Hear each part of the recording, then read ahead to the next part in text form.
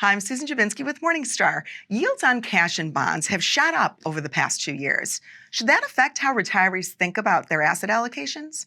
Joining me to discuss that question is Christine Benz. Christine is Director of Personal Finance and Retirement Planning for Morningstar. She's also host of the Long View podcast and author of a new book to watch for this fall called How to Retire: 20 Lessons for a Happy, Successful, and Wealthy Retirement.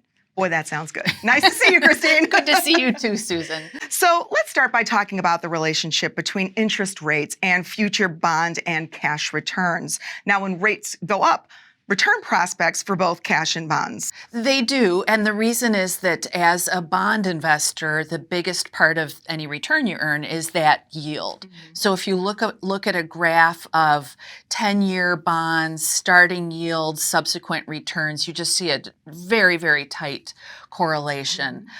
With cash, the return prospects are a little more ephemeral because, of course, interest rates affect cash yields on an ongoing basis. So there's no guarantee that today's, 5% cash yields will persist into the future. In fact, it's very likely they will not. But if you have a longer term bond and your yield is X, well, it's a very good likelihood that your return over that maturity will be whatever that yield is. So then how should these prospects for higher returns from bonds specifically affect how retirees might be thinking about their allocations today in retirement? Well, it definitely embellishes the case for holding more fixed income securities, maybe a little bit more cash. It's very hard to pry older adults' hands off their equities. We've had such a great equity market, some volatility, but not a lot since the exiting from the great financial crisis. But the fact is that we now have safer, higher yields. The standard deviation of fixed income is so much lower than is the case with equities. And at the same time, equity valuations aren't what they once were, especially when you're looking at kind of a U.S. core stock portfolio. So I do think that it argues for retirees bringing a balanced portfolio into retirement, or at least adding some fixed income and cash to augment their equity holdings. So Christine, you and your colleagues have done a good deal of work looking at the relationship between portfolio withdrawal rates and asset allocation. So in your most recent study, what did you find about that relationship, and how might expected withdrawals influence what type of asset allocation a retiree might have? Yeah, it's interesting. We run this study, we've done it for the past 3 years. In this latest review, we came out with the conclusion that a 4% starting safe withdrawal rate was a good amount to sort of anchor on. But it's important to understand how we think about kind of our base case for those retirement distributions. We're assuming someone wants a very stable stream of income throughout retirement, basically that they set that paycheck in the first year and then just inflation adjust it thereafter. So we're asking our simulations for a lot of certainty in terms of the amount that will come out of the portfolio every year, and the simulations say back to us, well, given that, you need to stick with a safer type portfolio because you're seeking a lot of consistency in the cash flows. So in the most recent run, our base case over a 30-year horizon pointed to the highest safe withdrawal rate corresponding to an equity allocation of just 20 to 40%, which is really low. And if you look at shorter time periods, so for people with like 20-year time horizons in retirement or 15 older retirees, it points to even lower equity allocations. But the key reason is that we're basically saying this person wants this stream of income and basically never wants to revisit it. If, on the other hand, retirees are saying, hey, I'm okay potentially adjusting a little bit after a bad equity market and maybe taking more after a good one.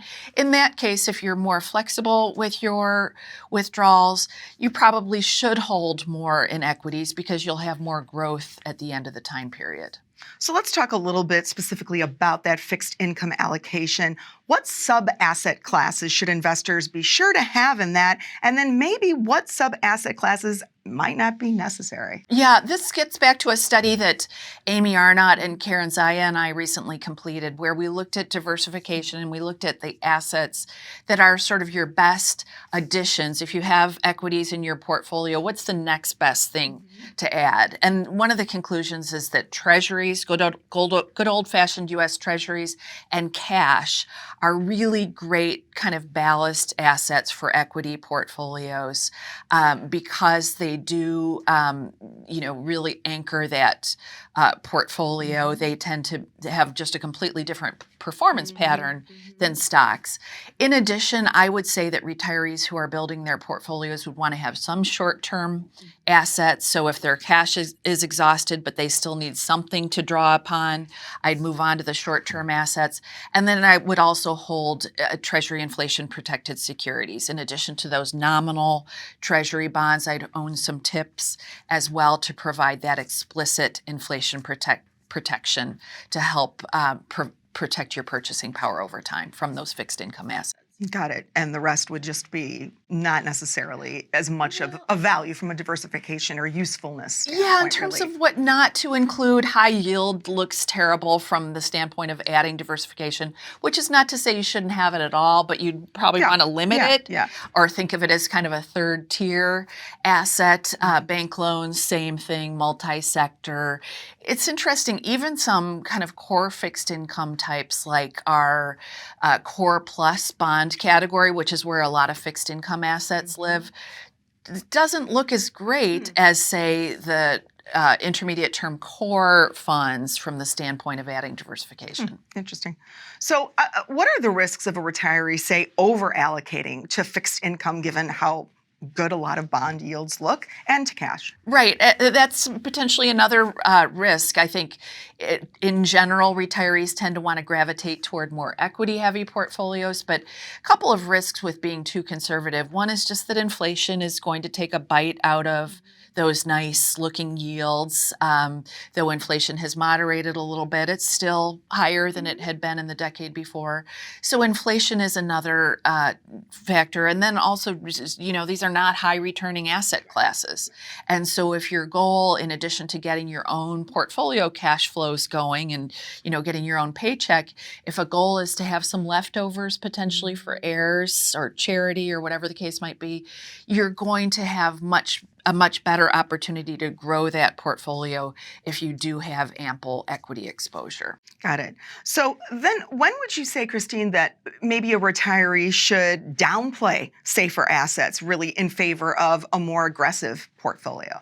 Well, one really good example would be the retiree who's taking very modest withdrawals from his or her portfolio. This is kind of a rarefied situation, but we do, encounter people with really nice pensions, for example, where they're perhaps just pulling extras from their portfolio, and maybe the main goal is to leave that money to children or charity.